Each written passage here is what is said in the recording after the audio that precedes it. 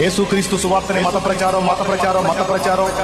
ప్రచారం అని ఈ మదాసురులు అంటారు కదా. మదాసురులు ఒక్క మాట నేను అడుగుతా, సరే ఇది మత ప్రచారం రా, దీని మీద నువ్వు కయాని కాలు దూపి విషం కక్కుతున్నావు, ఇదేదో నువ్వు సమాజం మీద పెట్టి ఎంతమంది తాగుబోతుల్ని మార్చావు రా దౌర్భాగ్యుడా అని నేను అడుగుతున్నా.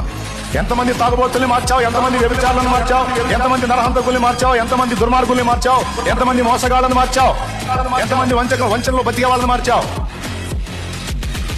ఎవర్రా దేశద్రోహి? నిజమైన దేశద్రోహి ఎవరు?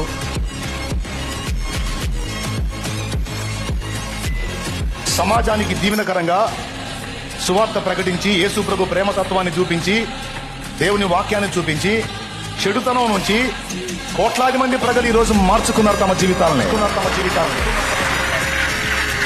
ఇంత మాత్రం దాన్ని ఒక్కదాన్ని చూపించడం నీ చేతగాల. ఏమి నూరిపోస్తున్నావు?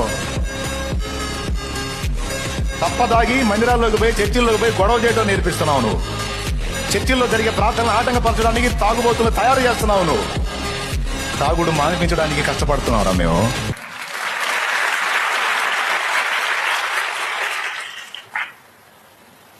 విచ్చలవిడి జీవితంలోంచి జనాన్ని బయటికి తీసుకుని రావడానికి కష్టపడుతున్నాం.